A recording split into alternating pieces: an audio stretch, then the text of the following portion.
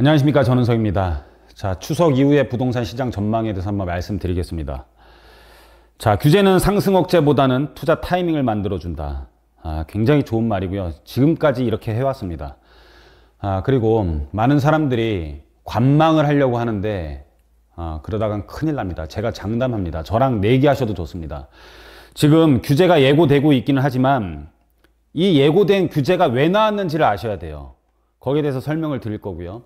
이 규제는 시장을 이길 수 없게 돼 있고 지금 시장의 폭발력은 어마어마합니다.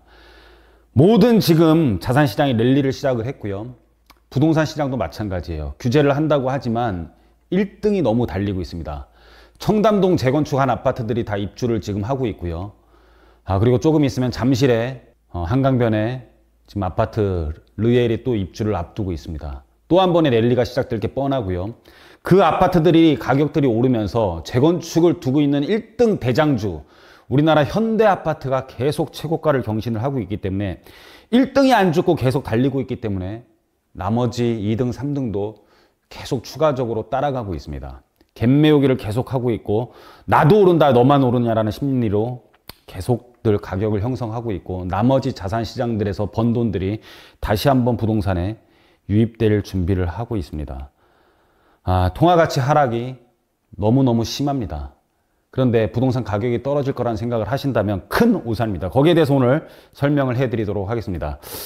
추석 끝나고 신문을 봤더니 주식, 코인, 금은까지 에브리싱 랠리 막 오릅니다.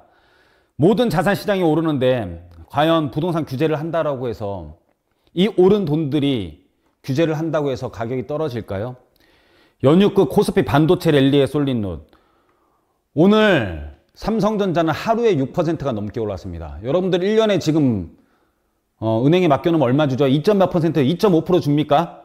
오늘 하루에 1년에 맡길 돈보다 2배 이상 하루에 삼성전자는 6.07%가 올라서 94,000원이 훌쩍 넘었습니다. 시장이 미쳤죠. 이렇게 계속 에브리싱 랠리를 하고 있는데 부동산 규제한다고 과연 떨어질 것이냐? 여러분들이 잘 생각을 해보셔야 될 문제고요. 넘치는 유동성, 막 유동성이 넘치고 있습니다. 그런데 지금 계속 금리도 인하를 하려고 그래요. 안 할 수가 없어요.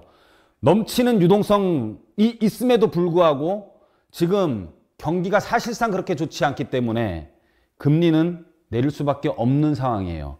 근데 눈치를 본다고 계속 지금 금리를 내리지를 못하고 계속 고정을 해놓고 있죠. 이 고정 신호가 더 무서운 겁니다. 사실은 폭발을 하려고 계속 더 시장은 날뛰고 있는데 움츠리고 더 압력을 누르고 있다가 이게 뻥 터질 수 있는 그런 지금 상황에 있는 겁니다. 여기에 대해서 쭉 한번 보면은요, 유동성과 규제, 인플레이션과 투자 전략이라는 단어로 여러분들께 설명을 해드리도록 하겠습니다.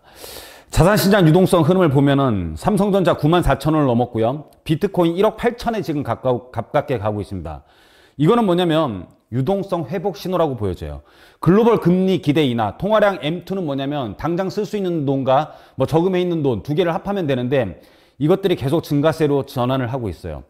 과거에도 주식이 오르고 그 다음에 코인이 오르고 이 돈들이 부동산 시장으로 유입이 됐죠. 이런 돈들이 유입될 수 있으니까는 이런 나머지 자산 시장들이 굉장히 지금 뛰고 있으니까 이게 또 부동산으로 흐를까봐 뭐 보유세를 강화한다든지 또는 추가 규제를 한다면서 겁을 주고 있는데 그러기에는 시장의 규제가 약합니다.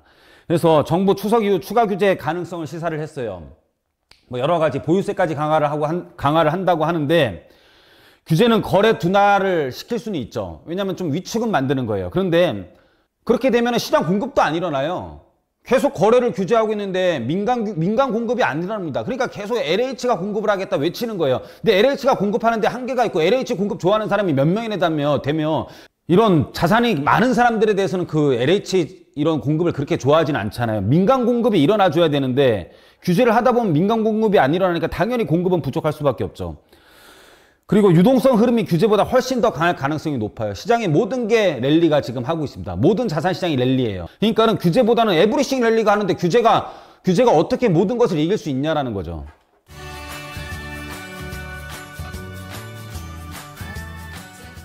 원화 약세와 인플레이션 지속으로 실물 자산 가치가 계속 증가를 하고 있습니다. 우리나라 자산이지만 우리나라 원화로 살 수 있는 돈이지만 그래도 부동산은 안전자산으로 생각을 하고 있다는 뜻이에요. 그래서 부동산, 금, 원자재 등 실물 자산에 자금이 계속 집중되고 있어요. 우리나라 돈을 믿지를 못하는 거예요. 서울시 핵심지 부동산은 대체 불가능 부동산으로 자산으로 평가를 받고 있습니다. 대체할 수가 없죠. 여러분들 어느 유럽 여행을 가봐도요. 이렇게 우리나라처럼 우리나라 수도에 이렇게 큰 강이 흐르는 그런 수도가 없습니다. 이렇게 한강처럼 큰 넓은 강을 갖고 있으면서 그게 그 핵심, 거기에 대해서 모든 게 인프라가 몰려가지고 그렇게 큰 강을 이루고 내 앞에는 아무것도 지을 수 없는 그런 곳을 갖고 있는 부동산이 없죠. 잘못된 거죠, 사실은. 원래 이 모든 한강뷰 같은 경우는 공유를 해야 되는데 거기에 한강 개발하면서 돈을 막 빨리 회수해야 되니까 다 분양을 해버렸잖아요. 거기에 공공 빌딩들, 건물들이 들어와야 되는데 개인 자산으로 다 전환을 시켜줬잖아요. 그러니까 모든 한강에 대한 조망권과 이점이 개인 소유가 돼버린 거예요.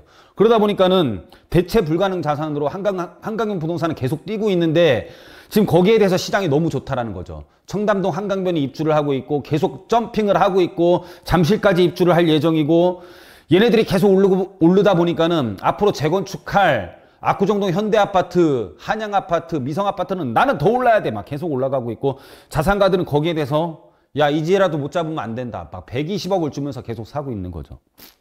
신규 아파트는 입주할 수 있는 32평 아파트가 70억이 넘은 지는 오래가 됐고요. 이런 것들이 너무 좋기 때문에 계속 2, 3, 4등까지 서울 쪽은 가격이 올라갈 수밖에 없는 구조를 갖고 있습니다. 그래서 여러분들이 이런 전반적인 시장을 봤을 때는 떨어진다는 생각을 하시면 안 된다고 판단이 됩니다. 자, 추석 이후에 세 가지 부동산 시나리오를 보면 어떻게 할 거냐라는 거죠. 강한 규제를 하고 완만한 금리 인하를 할 거냐. 그럼 핵심 주도 완만한 상승이 될 것이고 중간 규제를 하고 유동성 확대를 하면 전국적으로 가격 급등이 될 겁니다. 강한 규제 금리 동결을 할 수 있는데 현재 시나리오는 중간 규제를 하고 유동성 확대가 됨으로 인해서 전국적으로 가격 상승될 가능성이 높습니다. 그래서 추석 이후에도 여러분들은 한 번을 놓쳤지만 또 한 번의 추가적인 랠리가 시작될 가능성이 높기 때문에 여러분들은 조금 규제 신호가 나올 때 타이밍이라고 생각하고 움직이셔야 될 때입니다. 자, 핵심 투자 전략으로는 한강벨트 여전히 매력적이고요. 역세권 재개발 등 핵심지 집중 공략해야 되고 앞으로 저평가가 어디가 돼 있는지를 여러분들이 빨리 판단을 하셔야 돼요. 지금 자양동 같은 경우는 빌라가 7억 5천이 넘었다라는 얘기를 들었는데 저도 깜짝 놀랐습니다.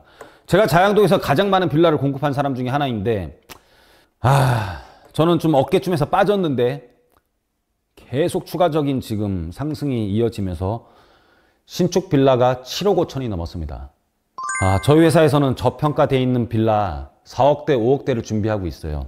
그래야지만이 7억까지 여러분들이 벌 수 있는 갭을 여러분들이 차익을 벌 수 있는 그 정도 금액이 되는데 7억 5천에 투자를 했다가는 과연 여러분 얼마에 파시겠습니까? 저평가되어 있고 주변 아파트가 비싼 지역 중에 4억대 매물, 5억대 초반 매물을 저희 회사는 준비를 하고 있으니까 여러분들이 한번 저희 회사랑 좀 상의를 해보시면 소액으로도 돈을 벌 수 있을 겁니다.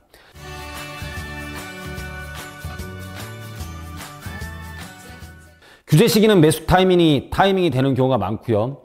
주식, 코인, 이 자금이 부동산으로 이동할 가능성이 매우 높습니다. 이거는 높은 게 아니라 여태까지 경험이에요.